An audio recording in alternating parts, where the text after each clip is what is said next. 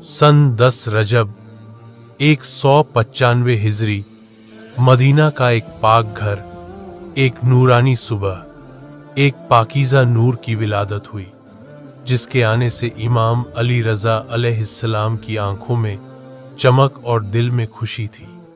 ये वो बेटा था जो इमाम रज़ा अलैहिस्सलाम के बाद इमामत की कड़ी संभालेगा। उन्होंने फरमाया, ये बेटा मेरे बाद अल्लाह की हुज्जत होगा।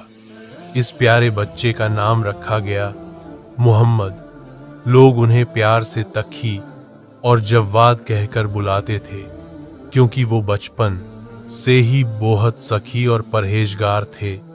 अभी तो वो खेलने की उम्र में ही थे कि उनके बाबा इमाम अली रज़ा अलैहिस्सलाम को खुरासान में जहर देकर शहीद कर दिया गया।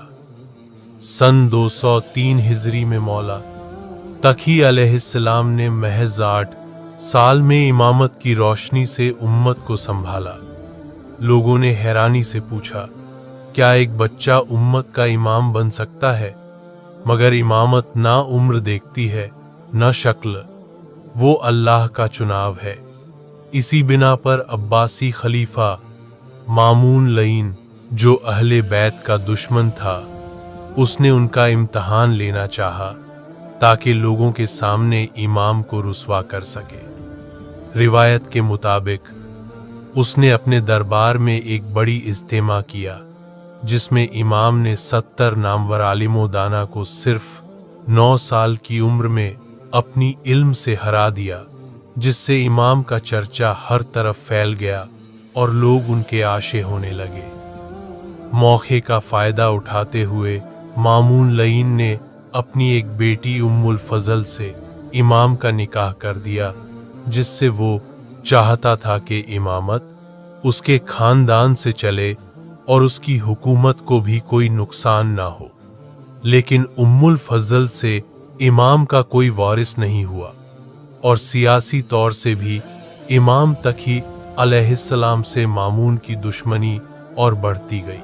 सन 212 हिजरी में इमाम तकी अलैहिस्सलाम ने बीबी सैयदा समाना खातून, जो अहले बैत अलैहिस्सलाम के घराने से थी, उनसे निकाह किया, जिनसे उन्हें एक प्यारा बेटा हुआ, इमाम अली नकी अलैहिस्सलाम, जो 10वें इमाम बने। इमाम बच्चों और यतीमों से बेहद प्यार करते थे। वो कहते थे, जो किसी यतीमों को खुश करता है, अल्लाह उसे जन्नत में रसूल अल्लाह सल्लल्लाहु अलैहि वसल्लम के साथ रखेगा। इमाम तकी अलैहिस्सलाम एक सादी जिंदगी गुजारा करते थे और लोगों के हर मुश्किल काम में मददगार साबित होते थे। खलीफा मामून के रहलत के बाद उसका बेटा मोतसिम बादशाह बना और वो इमाम तकी अलैहिस्सलाम को अपना दुश्मन समझता था। उसने इमाम को बगदाद बुलाया और छुपकर जहर दिलाया। कुछ रिवायतों के मुताबिक ये जहर इमाम की बीवी मोतसिम की बहन उम्मुल फजल के हाथों दिलवाया गया। सन 220 हिजरी 29 ईखाद को इमाम महज 25 साल की उम्र में शहादत पाई। आपको आपके दादा इमाम मूसा काजिम अलैहिस्सलाम के पास काज़मैन में दफनाया गया। इमाम तकी अलैहिस्सलाम हमेशा सच बोलने, गरीबों की मदद करने और सब्र से पेश आने की तालीमात देते थे। इमाम ने साबित कर दिया कि जो अल्लाह से डरता है वो किसी से नहीं डरता। उनके फरमान के मुताबिक 3 चीजें मर्द की शान है: मुसीबत में सब्र, नेमत में शुक्र और गुस्से में तहम्मुल। ये फरमान हर दौर के इंसान के लिए उनके तरफ से पैगाम है। छोटे हो या बड़े, हमेशा सच का साथ देना जरूरी है।